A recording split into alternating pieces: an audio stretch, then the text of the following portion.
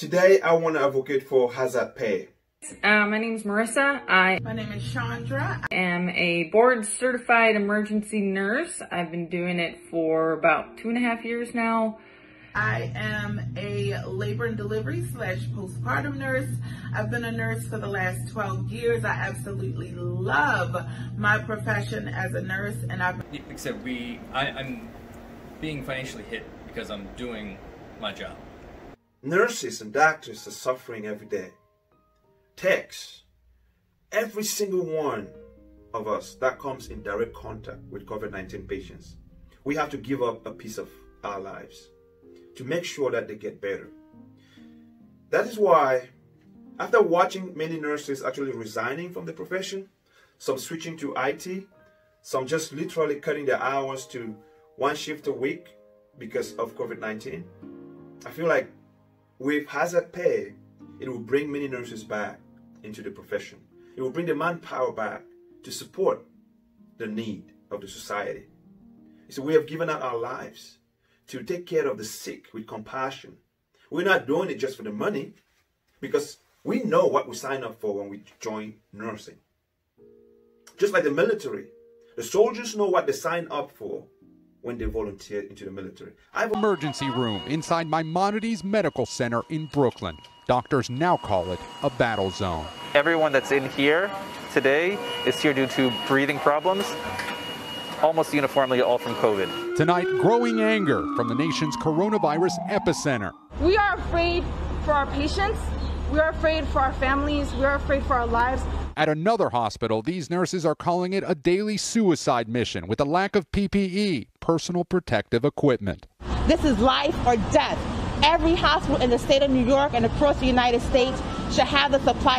Nurses call their services a suicide mission. That's how desperate it's become. Nurses are in pain. They are losing their loved ones that have contracted COVID-19 from the various nurses that have also fallen sick for the disease. This is real. It is difficult to deal with this emotional stress from watching patients die every day from the virus in the hospital. Sometimes we literally have to hold the patient's hand as we watch them take the last breath. The trauma of doing CPR, pumping on somebody's heart for several minutes, close to an hour, sometimes or more, to bring them back to life, and yet they don't make it. That trauma, it can inflict PTSD. You wonder how healthcare workers are prone to suicide.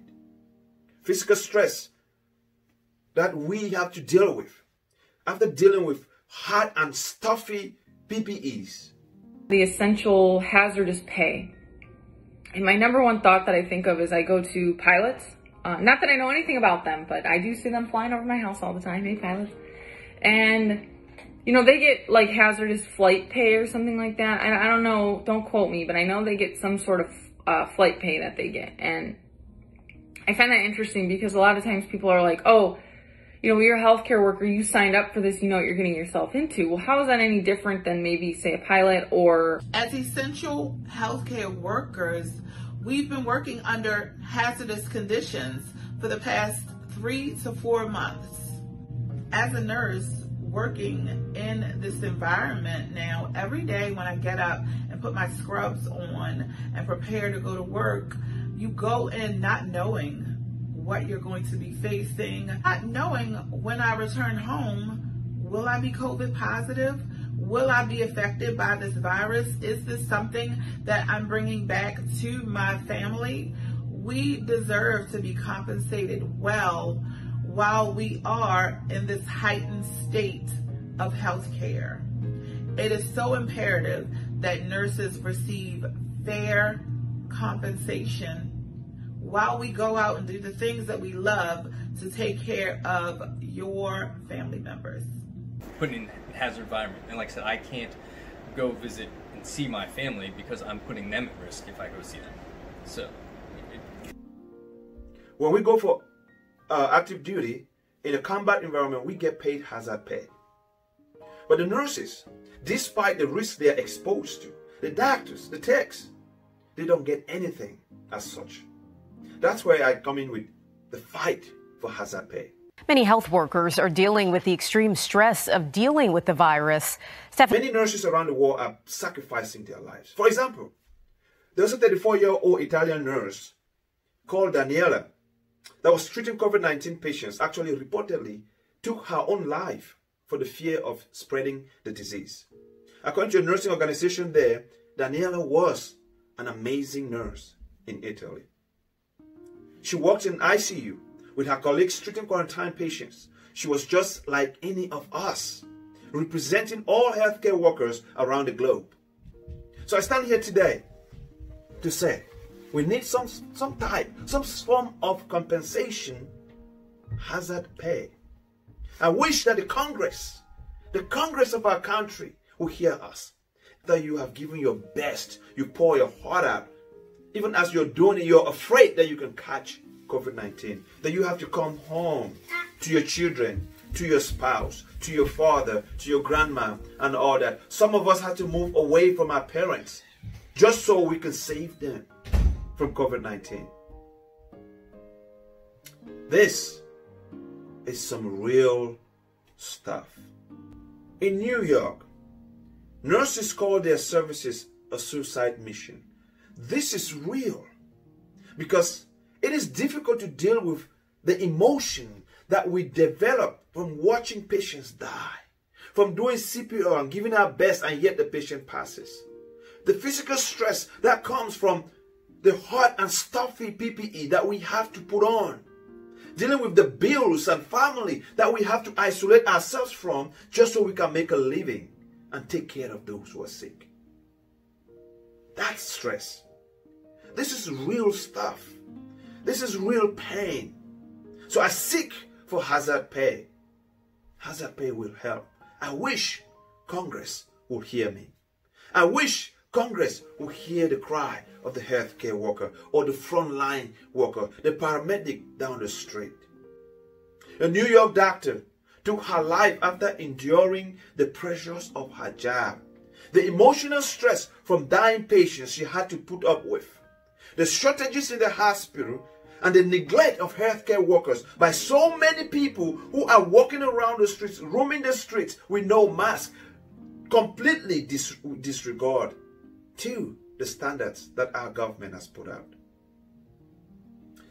They talk about keeping 6 feet from somebody, wearing the mask, washing your hands, not touching your face, no gathering more than 10 people, but yet there are people, unscrupulous citizens out there on the streets, having parties, having bike rallies and doing all stupid stuff, and exposes not just the healthcare workers, but exposing the entire country and overwhelming the system. This is crazy. This is crazy. On the front lines of the New York City battle against COVID-19 took her life at a home in Charlottesville over the weekend. Many health workers are dealing with the extreme stress of dealing with the virus. Stephanie Gosk shares the life that Dr. Lorna Breen lived. Today, a tragedy of a different magnitude among the ranks of health workers who have treated the sickest of the sick. Dr. Lorna Breen, an emergency room doctor at New York's Presbyterian Hospital, took her own life. We're being exposed to something we know nothing about, and we don't know what it's going to cause later on down the road. Is it part of our job? Yes. But is it a very hazardous circumstance? Yes. You sing the glorious praises for healthcare workers, for frontline workers, but yet you cannot fight for them in Congress. I know there are some congressmen and women that have been fighting for healthcare workers or frontliners, but yet those bills are not going anywhere. Congress, take action. Take action. Don't let your nurses, don't let your doctors, your frontline heroes go down the drain. As I speak to you right now, there are about 600 healthcare workers that have lost their lives since the beginning of this pandemic. 600. One is one too many. You know, I work with medics and paramedics and techs and radiology techs and everybody who we need as one to make healthcare operate. It's not just doctors and nurses, and I hear a lot of credit going to them, and I just want people to know that there are a lot of other people involved. I think it's essential for us, not so much, I know we signed up for this job to, take care of sick people, but in a pandemic like this, it's affecting also our home lives. We can't see our family. I can't do things with my kids and their friends, and it's more than just your work that it's creating a hazard for. It's your personal life, and we just can't see our closest friends, relatives, and like I said, in these times, we need to be compensated for that in some way. It's unprecedented times, which means we need to be compensated for what we're putting ourselves through and what we're sacrificing in our lives. Right. The weight is so heavy, and I feel as though a lot of people just don't want to do it anymore. They don't want to put up with it anymore. They don't want to risk putting themselves in danger for other people and constantly be made to feel like we're wrong, we're not doing things right. We have an obligation to take care of your father, of your mother, of you if you fall sick, of your grandfather, your grandmother, of your child. And we do it with pride, with compassion. There's this need, this overwhelming need for everything to get done as quickly as possible on your time. You know more than us. You Googled it, so you're the expert. And we're getting made to feel like the bad guys in this situation with coronavirus because it's not well understood. And every other day, I feel like there's something new coming out about it, and we are trying to do what we can to follow it. I mean, I get it. Personally speaking, right now, I am working less. I had to take FMLA because I have to, my son has special needs, and I'm home with him doing all his schoolwork one-on-one all day, and then I come in and work at nights, and I usually do 12-hour shifts. I can't, and it's 5 days a week at the school, and so personally, I'm going through that right now. I'm losing money because I have to adjust my life because of the situations around the pandemic. Love doing this job. I believe that healthcare workers are being pushed out of the healthcare field. I think the burnout is extremely, heavy. Our paid time, that we use for vacation, using it for time we're not even sick, but just to quarantine. Like, we're just doing so much work all day long for 12, 13 hours. People don't take lunches. People can't go pee. People can't refill their water bottle because it's nonstop. Doing this 23 years and never had any type of situation like that.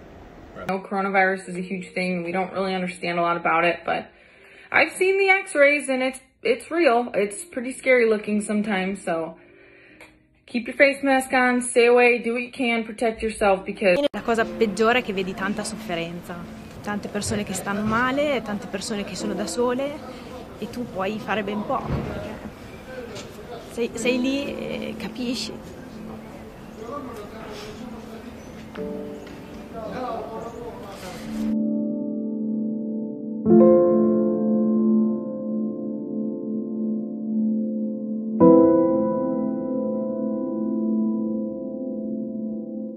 I wish you could hear the cry of the frontline worker. Hazard pay would do much good.